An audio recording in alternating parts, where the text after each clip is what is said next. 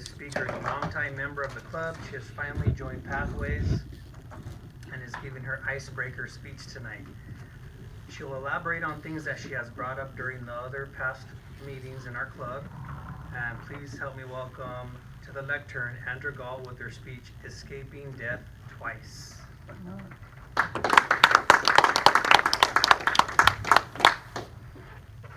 Mr. Toastmaster, fellow Toastmasters, distinguished guests. Have you ever experienced something that when you look back on it, you realize that you could have died? Tonight I will talk to you about things that I experienced in which I almost died. One out of the hands of my hands, the other by my hands. The first one that I experienced was out of my hands. It was the midst of my career in college. It was getting to near the end, my last year of school, and trying to make it through towards commencement. It was in the beginning of that year in which I was experiencing a lot of headaches, severe headaches in the back of my head and easily getting tired. Then during the middle of the night, I was in pain and I was vomiting all over the place except the toilet. I informed the building manager about the situation, which prompted him to inform a campus officer, and before I know it, my roommate was helping me get together, take me along, and a friend of hers was driving me to the hospital. In the meantime, the school was informing my parents that I was sick and I'd been taken to the hospital. At the hospital, they looked me over and gave me a diagnosis. The diagnosis was thrombocytopenic purpura. It is a blood disorder in which there is a breakdown in the platelets, which causes bleeding underneath the skin. And when it's really severe, it can infect the brain, the heart, or even the kidneys.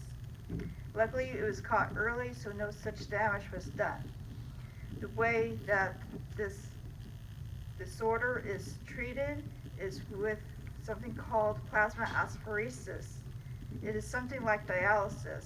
With dialysis, basically with a catheter placed in someone's body and connected through tubing and a machine, blood is taken out and cleansed and put back into the body. With plasmapheresis, just with the catheter and with tubing and machine, blood is taken out in the body. This time, the plasma is separated from the blood and replaced with donated plasma, and the blood is put back into the body. And I kept being given these treatments. First very frequently, then at the latter part, not so frequently. However, I was spending a lot of time in the hospital, basically first overnight, and then when I was able to get out of the hospital, I was missing a lot of class to get my treatments. Also to help with the counts in my blood, in which I had to have blood draws basically about every day. Also was given blood transfusions, also some chemotherapy treatments. When the chemotherapy treatments didn't help, they were put a stop to. However, it did show its effect on me with me losing my hair. At one point, there was a breakdown in my white blood cell count, so I was put back into the hospital overnight. And with my hematologist really fearing for me, thinking I might need a bone marrow treatment, that is bone marrow transplant, I was transferred to USC Norris Comprehensive Cancer Center and Hospital in East LA. I was there a few days before Thanksgiving. It was determined by the hematologist there that I did not need a bone marrow transplant. I was able to discharge before Thanksgiving and be able to have Thanksgiving with my family. During the rest of that fall semester, I did not go back to school. In January of next year, I was able to get back to school and be a regular student, but since I missed so much schooling during the fall semester, it was obvious at that time that I had to take another year of school. And meanwhile, I continued on with my classes and try to make up some work during the summer. And meanwhile, I was continuing on with things with my life. I was able to attend a family wedding. I was able to live by myself for a few days at the house while my parents were away. No incident. So I'll still be able to lead my life, even though I still had to take some treatments. I was able to go on with my next year of school and was able to graduate. Less than a year after graduation, I was really caught up with things. I was really stressed out. I wasn't eating well. Sometimes I skipped out on taking medication, so that created a relapse for me. So I was back in the hospital.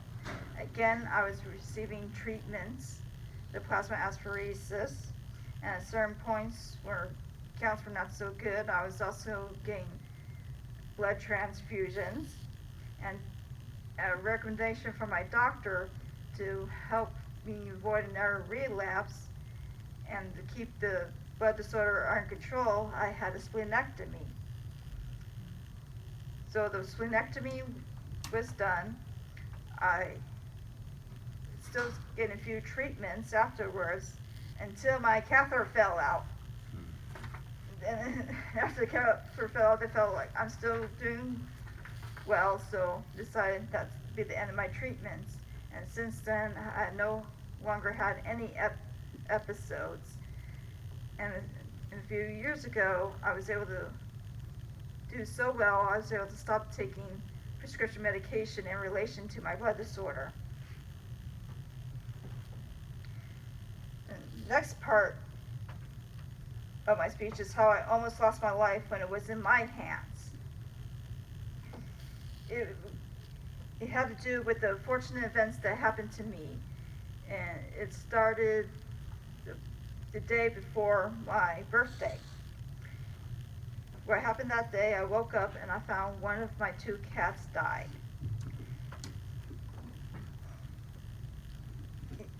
My cats were living over 17 years, but anybody who had a pet and had to deal with loss of pet due to death, they can never seem to live long enough for us, so it was really hard for me.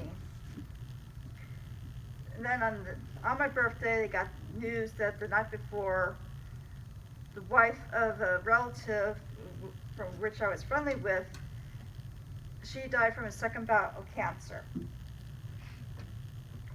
And a few weeks later, there were the fires all over California, and unfortunately, my family, we lost our house to a wildfire. A few weeks after that, the other cat that we were able to save with us from the fire, she died, probably because of loneliness and the stress of what she's been through. Also, I didn't have much work then. Now, I tried to work, but I wasn't good enough for that employer, and I was at the lowest of lows. I felt like dying. I was wondering, is this the answer for me? Something, I don't know what it was, kept me going. Maybe because I was afraid of the unknown, that I would be disappointed if I went through with it. Just thinking there's something better out there. So I persevered. I tried to find something to help me continue on. So I was trying to find activities to keep me occupied. I tried looking at groups to join. So I was going through online of groups to join. I was thinking about Toastmasters. So I looked up the Toastmasters website, looked to local clubs I can visit. I found this club and I stayed.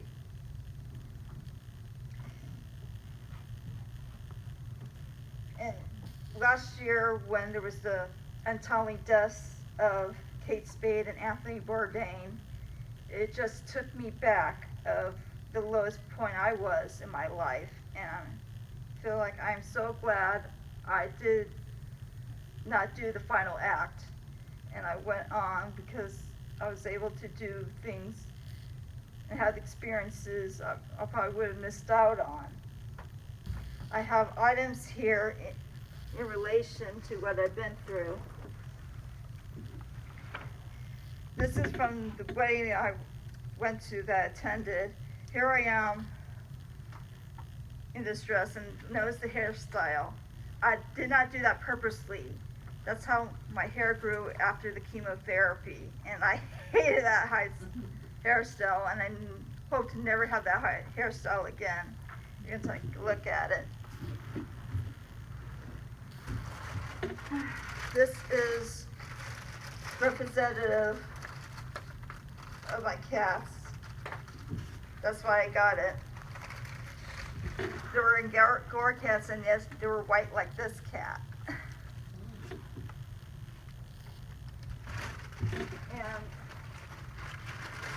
this was an edition of the Claremont Courier that dealt with the fire that I experienced.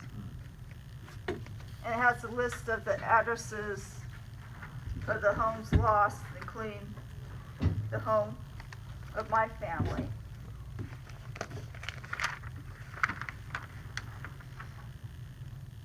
Now you know more of the things I have experienced. With what I brought up, I hope you learned more about me and understand me with my experience with illness and the episode of unfortunate events. And I hope with my speech you are able to appreciate life and what you have, fellow Toastmasters and guests.